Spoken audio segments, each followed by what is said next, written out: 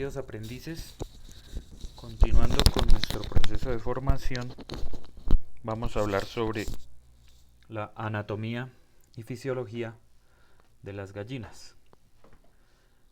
Entonces comenzaremos por decir que las gallinas pues son aves, son vertebrados de sangre caliente y pues durante la evolución se originan ellos de los reptiles. Una gallina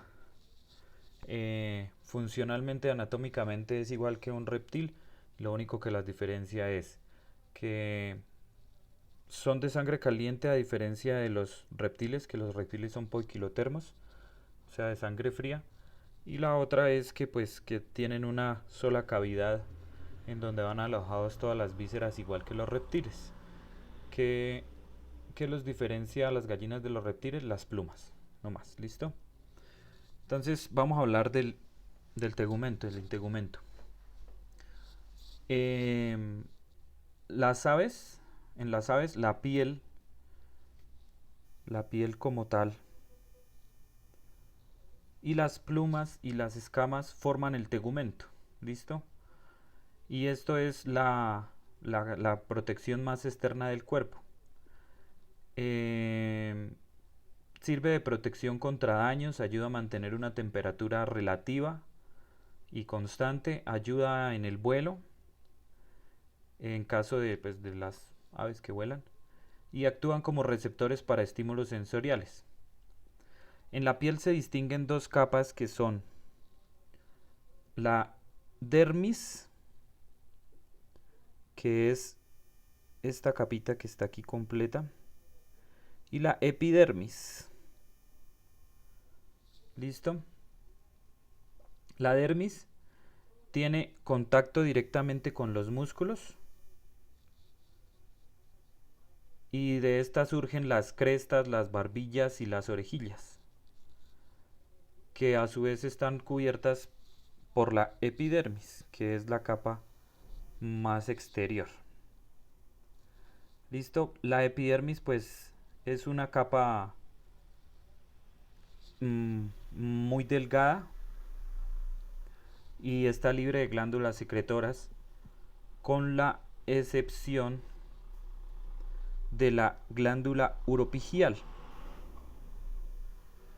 que la glándula uropigial o de aceite, y esa está localizada en la parte alta de la cola sobre una formación que se llama el hueso pigostilo, y que es el que está ahí al final. Todos los que han comido pollo saben del hueso pigostilo que queda en la rabadilla. Y entonces ahí está la glándula uropigial, y el aceite producido por esta glándula es colectado por la misma gallina con el pico y lo distribuye por las plumas para actuar como una clase de repelente contra el agua. Es como un aceite de vital importancia sobre todo para las aves acuáticas, para los patos, por ejemplo. Entonces, la coloración amarilla de la piel y de las patas y de las canillas es debido a las xantófilas, que son provenientes del alimento. Entonces, por eso cuando nosotros hablamos, por ejemplo, en la alimentación de pollos de engorde, que se les dan muchos betacarotenos. Los betacarotenos son los alimentos que tienen eh, coloraciones rojas, como el tomate, como la zanahoria, como el pimentón, como la remolacha. Entonces, esta alimentación que se da por base de betacarotenos ayuda mucho a la coloración, digamos más que todo para el pollo campesino, ¿listo? Porque ayuda a que sea la coloración un poco más amarillenta. Y digamos que en esa piel hay varias estructuras especializadas que consisten en áreas de pieles puestas entre ellas, por ejemplo como las crestas, las barbillas, el lóbulo del oído, pico, la garra, los dedos, la espuela.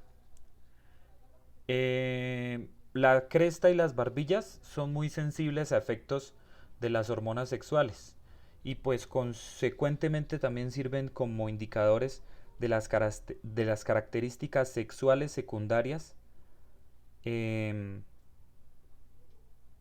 las hormonas en el pollo, por ejemplo, causan que estos apéndices o que estas crestas se agranden, que sean mucho más grandes. Las crestas por lo general es flexible y está encima de la cabeza y es de color rojo y es irrigada y de igual forma. Y debido pues a una interacción genética, ¿listo?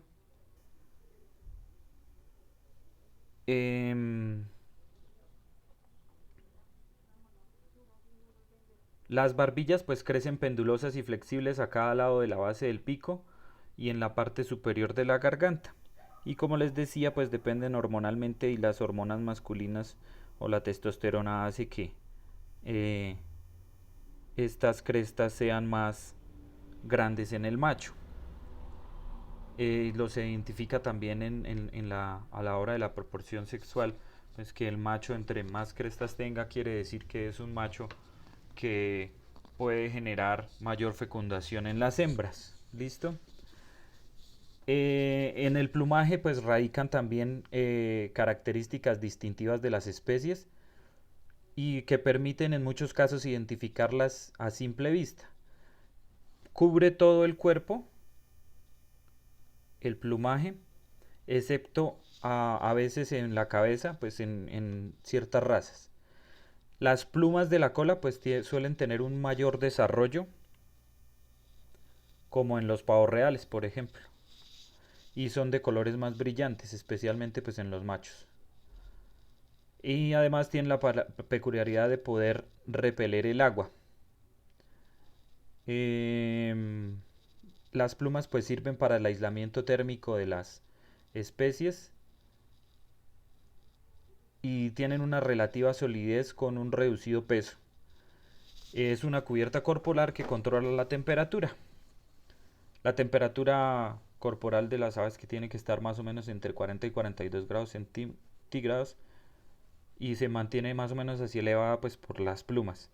Es bueno aplicar que la especie entre más pequeña sea va a tener una mayor temperatura, hablando de especies domésticas. Y entre más grande sea la temperatura normal corporal, tiene que ser menor. ¿Listo? Entonces vamos a hablar de las plumas. Las plumas son crecimientos epidérmicos córneos. ¿Listo? Eh, y se originan de papilas entre el noveno y décimo día de incubación, que son folículos de las plumas. Dentro del folículo pues se forma una vaina inicialmente cerrada que reaparece cada vez que se cae la pluma. Las partes de la pluma son el cañón, que es el eje principal de la pluma y está implantado en el folículo y que tiene una raíz aquí no está especificado, pero ahí tiene una raíz o cálamo, se llama cálamo también la raíz, y es la parte baja de la pluma. Una larga columna conocida como el raquis, que sería este.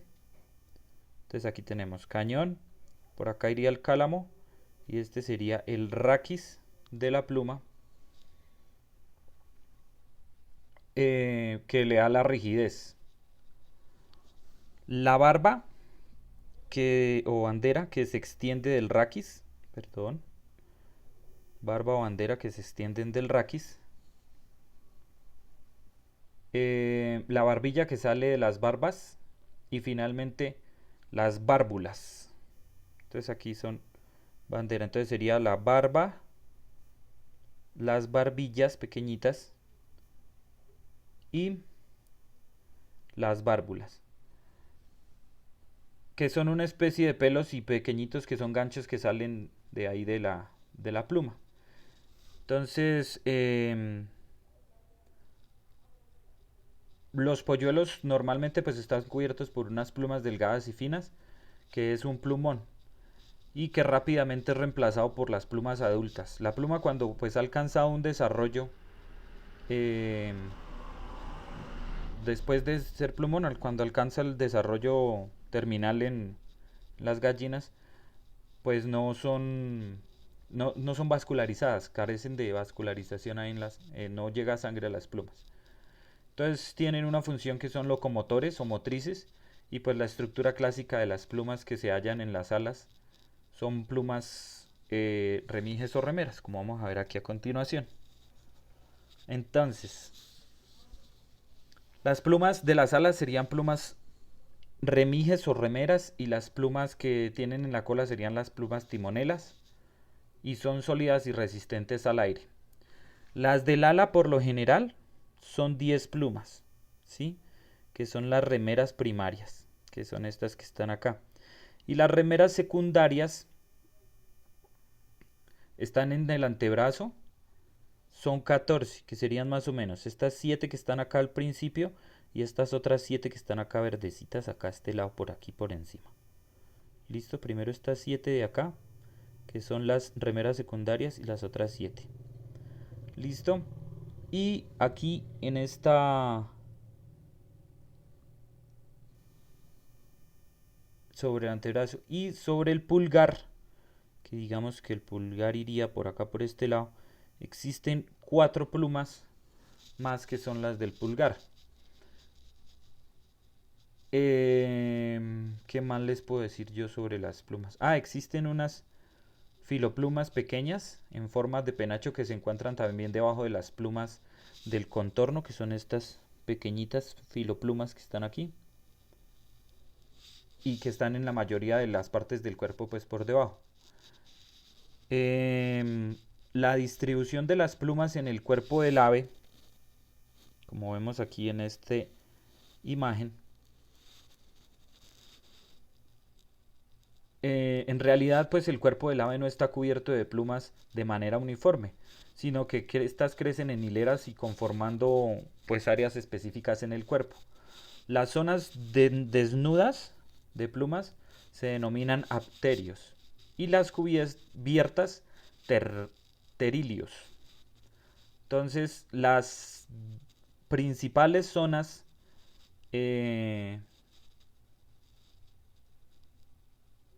serían la humeral, la axilar, la femoral, la cervical, la ventral, la espinal, la alar, la caudal y la cefálica, que son las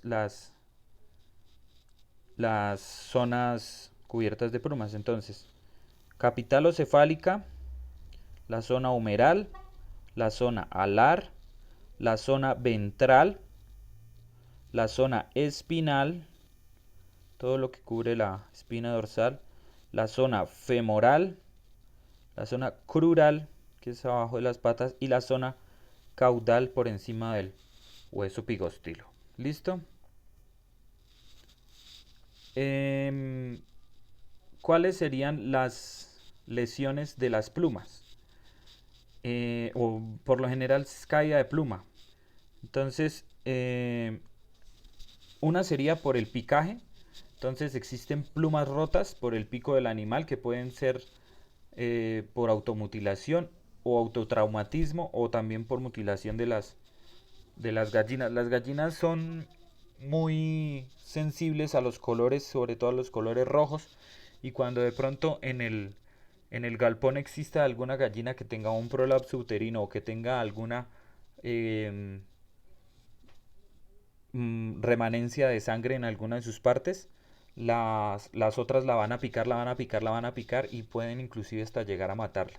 Entonces por eso es que digamos que a veces en las producciones a las gallinas también se les despica por estos cambios. ¿Listo? Em, Cambios de color en las plumas sirve para saber si ha tenido un mal proceso de muda. Si de pronto no mudó a tiempo las plumas como las debería mudar normalmente, que es un proceso entre 7 y 8 semanas de edad. ¿Listo? Em, y pues en el momento que no tiene crecimiento tiene una alteración. ¿Qué más les puedo decir? Cambio de color en las plumas, cambio de color de pluma, deformaciones de la pluma. El cambio de color de la pluma también puede ser por problemas metabólicos o hepáticos o sistémicos, que no haya eh, buena aceptación de los nutrientes. Cuando crecen torcidas o que crece el raquis es que el eje central está dividido en dos, cuando hay deformaciones de la pluma. Y cuando tienen masas hay que tener mucho cuidado con las masas porque ellos también les pueden dar neoplasias o, por ejemplo, también sucede mucho que tengan masas cuando están enfermas de Marek. Y las lesiones en la cara, que son estructuras por encima pues, de la nariz y de la narina, también en el pico. ¿Listo? Bueno, ahora vamos a hablar de la parte externa de la gallina. Y la parte externa de la gallina, pues hablamos de todo su conjunto anatómico. Y vamos a comenzar hablando por la cabeza. La cabeza está compuesta primera por la cresta. Perdón. Seguidamente vienen los ojos. Y los ojos, pues, ¿qué hacen los ojos? Captan los colores, muestran preferencia por el violeta o por el anaranjado, como les decía. Y además de poseer una leve hipermetropía, o sea, las gallinas miran a lo lejos, o sea, no miran bien a lo lejos, hipermetropía. Su movimiento es independiente, el del ojo, ¿listo? Mientras con uno mira el alimento, con el otro está vigilante. Entonces, los movimientos de cada ojo son independientes. Yo no sé si ustedes se han dado cuenta cuando las gallinas están eh, en pastoreo o el programa de la gallina feliz o cuando ustedes digamos las tengan en sus fincas, la gallina está buscando piedritas, está buscando gusanitos, está buscando larvitas y siempre está atenta con la cabeza para un lado mirando hacia abajo buscando la presa y con el otro ojo pues está atenta a, a que no vaya a ser ella la presa, está pendiente de los depredadores. ¿Listo? La gallina tiene sus párpados que sirven para la lubricación del ojo y que lo protegen contra los cuerpos extraños. El párpado superior es inmóvil relativamente y solo se cierra pues durante el sueño. Y el inferior es más delgado y ese sí es móvil. Posee una membrana nignitante o una membrana lagrimal que sirve para mantener la limpieza y que también se denomina el tercer párpado. Entonces tienen el párpado inferior, que si ustedes se dan cuenta tiene una arruguita por debajo, y este párpado es el que siempre es móvil, con el que siempre está abriendo y cerrando. Y el párpado superior es inmóvil, solamente lo cierran cuando duermen, y otro párpado que va hacia atrás, haciéndolo parecer parecido al tercer párpado que tienen los reptiles, que abren y cierran el ojo así. Y ese pues, sería también el tercer párpado, membrana lacrimal. ¿Listo? La orejilla. ¿Dónde está por acá la orejilla? Esta. La orejilla es formación epitelial de un tamaño diverso dependiendo de la genética. Y está situado al lado del orificio del oído, que está por acá encima del orificio del oído. Pueden ser blancos, rojos, dependiendo de la raza, como les decía. Y el oído pues se ve como un simple agujero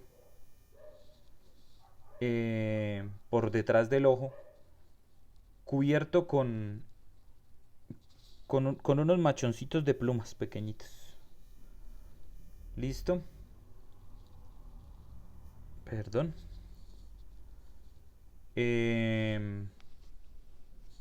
Y el agujero es la entrada pues a un pequeño tubo que en el fondo pues está situado el tímpano y le sirve como el sentido del oído. Las aves carecen de oído externo o pabellón auricular, entonces el oído es responsable del mantenimiento normal del balance, del equilibrio y de las otras terminaciones nerviosas que estén ahí en esta zona. Listo, y los otros son los orificios respiratorios que corresponden a la parte posterior de la cabeza, estando limitados anteriormente pues por la cresta. ¿Listo? Los occipuctos o orificios respiratorios. ¿Qué más hablamos de la cabeza? No más. Seguimos con las extremidades. Y pues las extremidades hablamos de las alas y de las patas de la gallina.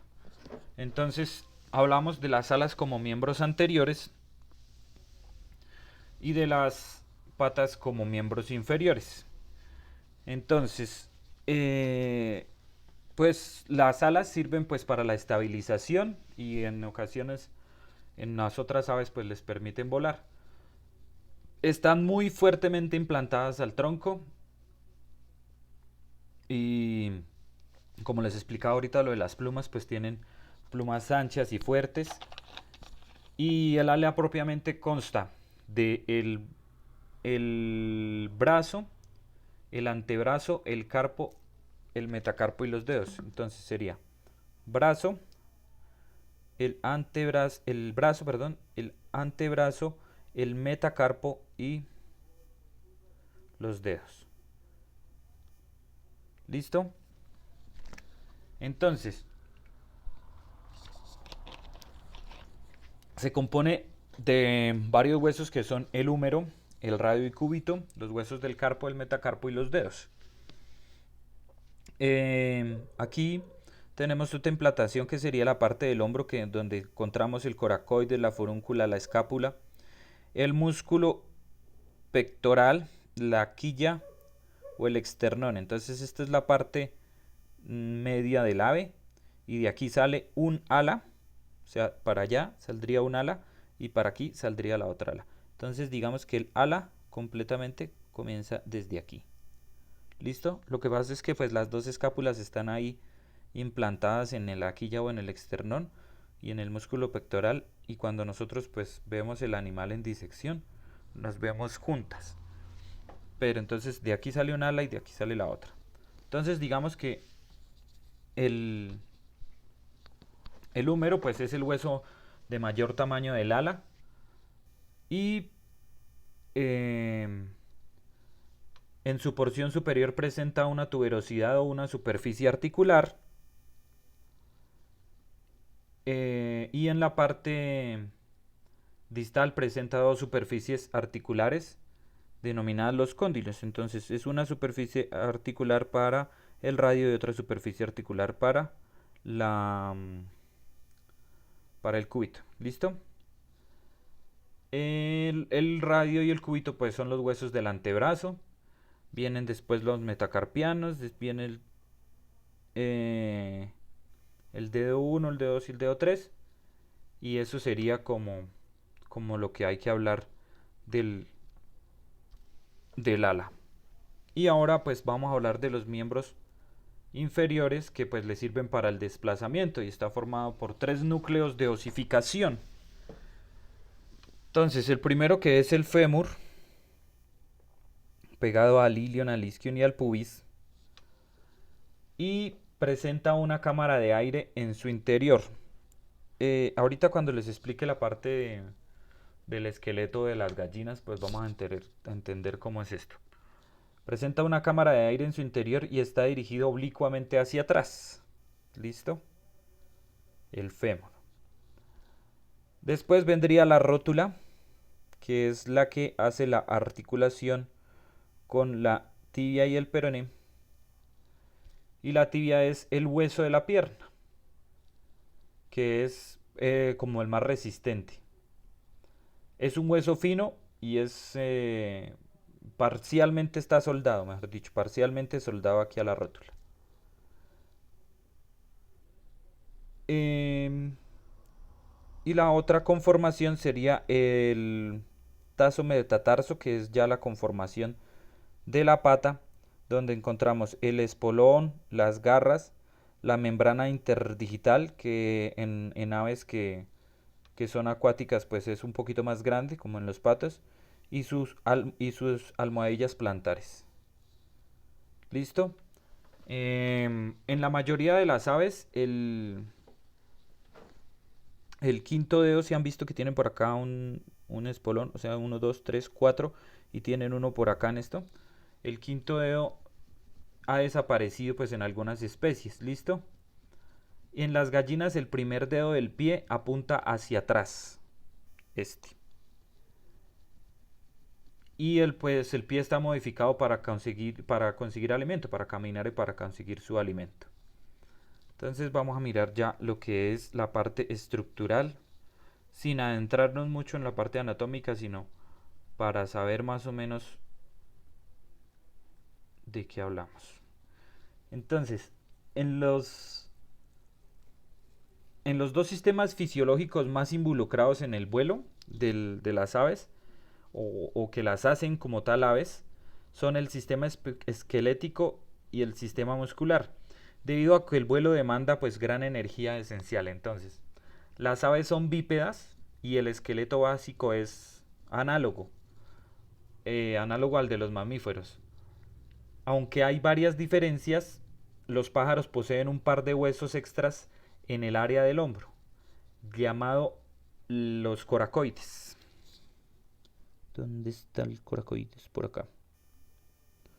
Bueno, por acá cerca del húmero está el coracoides, que no lo veo bien. ¿Listo?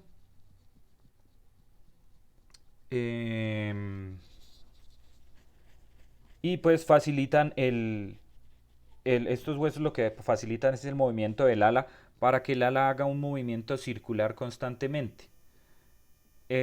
Otras diferencias son pues las vértebras cervicales, que forman una columna en forma de S. Estas son las vértebras cervicales, que forman una columna en forma de S. Y esto minimiza el impacto del aterrizaje en la cabeza y actúan como resorte. Y algunas vértebras de estas en ocasiones están fusionadas. El sistema esquelético está íntimamente relacionado con el sistema respiratorio, entonces por eso les hablaba de la estructura de los huesos, que no son huesos rígidos como los de los mamíferos, sino que son huesos que tienen espacios como puntales rígidos y otros espacios que son esponjosos, cavernosos, donde se puede alojar aire, que a la hora de la verdad esto es lo que nos ayuda o le ayuda a las aves a poder volar, o a todas las aves, ¿listo? Así las gallinas no puedan volar, no dejan de ser aves, y no podemos pues desmeritar esta parte. Entonces, los huesos, digamos que son neumáticos, son huecos y sirven como reservorio del aire. Los huesos largos están relacionados con el aparato respiratorio mediante los sacos aéreos, que ya los vamos a ver en lo de la parte de la anatomía respiratoria, que permiten que los huesos sean más ligeros y que reducen el peso del ave para el vuelo. El, el cráneo del húmero, o la cabeza del húmero, la quilla o externón, la quilla que está acá, eh, la clavícula, la clavícula,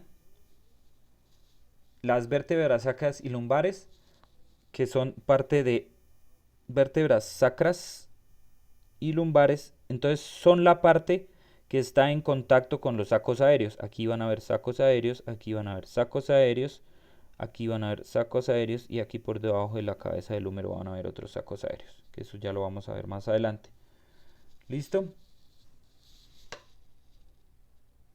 ¿Qué otra cosa les podría decir de esto? Nada, como la producción de huevos de la gallina pues demanda bastante cantidad de calcio, la cáscara de huevo pues es principalmente carbonato de calcio. La movilización del calcio en el cuerpo para este tipo de producción se da cuando las aves la toman desde la médula ósea. Entonces es muy importante que, que exista una capacidad de calcio en estos animales, porque siempre se va a tomar pues todo desde la médula ósea para que llegue el calcio a los huevos. Ahora, el sistema muscular, que aunque no es muy importante a la hora de hablar de producción, pues tenemos que abordarlo de manera que estamos consiguiendo la parte anatómica. concibiendo la parte anatómica. Entonces, el sistema muscular de las aves pues presenta muchísimas similitudes con el patrón general de los mamíferos y pocas diferencias. Músculos que permiten la impulsión de, de los huesos y, pues normalmente que las ayuden a moverse. Entonces, así como en los mamíferos, pues tienen su músculo liso, su músculo cardíaco y su músculo estriado de esquelético, que es el que les ayuda a moverse. Entonces, una diferencia anatómica dentro de las aves es la conformación corporal y la formación del cuerpo pues va a definir si se trata de líneas productoras de carne o líneas productoras de huevo.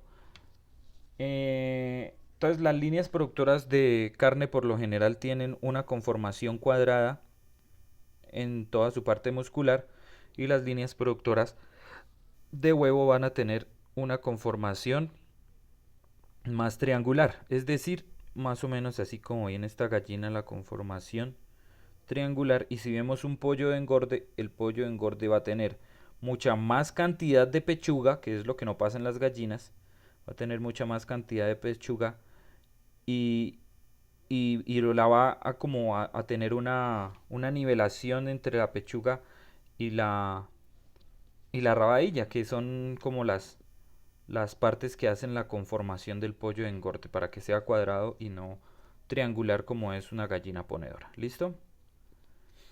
Entonces, el sistema circulatorio igual que el de los mamíferos, tiene su corazón con 4 cavidades, 2 aurículas, derecha e izquierda, 2 ventrículos, arteria aorta, arteria pulmonar, carótidas, derecha e izquierda, venas pulmonares, cavas craneales, válvula tricúspide y bicúspide. Aquí importante del sistema circulatorio es saber que las venas que nosotros vamos a encontrar en las gallinas, en caso de que nosotros tengamos que hacer procedimientos en los cuales debamos poner algún medicamento por vía intravenosa, se encuentran por debajo del ala. Entonces ahí es donde nosotros ponemos las inyecciones intravenosas por debajo del ala. Si vamos a poner inyecciones intramusculares, las ponemos en la pechuga, lógicamente con mucho cuidado.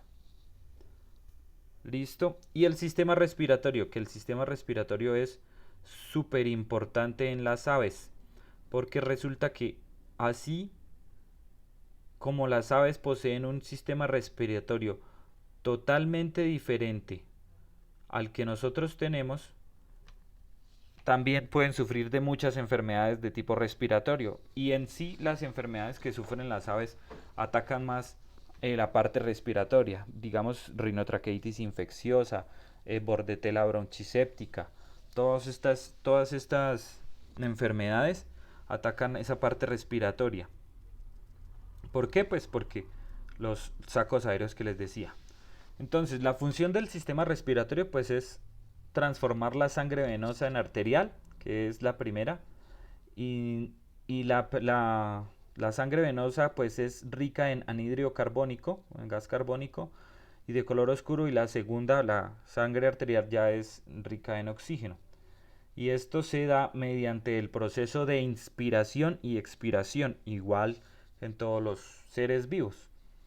Entonces, en las aves, por la actividad del vuelo, demandan una gran cantidad de energía. Por ello, se ha desarrollado un sistema respiratorio que permite un gran intercambio de oxígeno por unidad de tiempo del animal. Entonces, la anatomía y fisiología del sistema respiratorio difiere marcadamente de los mamíferos. Y la primera diferencia es que el papel de los pulmones es el papel de los pulmones, que son pequeños. Los pulmones, mírenlos, son pequeñitos los pulmones de las aves. Y se encuentran pues en la parte dorsal. Bueno, imagínense en el ave acá. Estos pulmones están más hacia la parte dorsal. ¿Listo? Y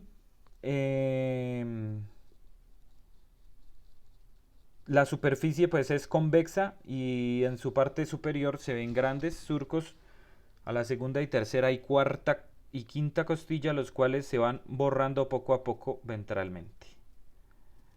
Em,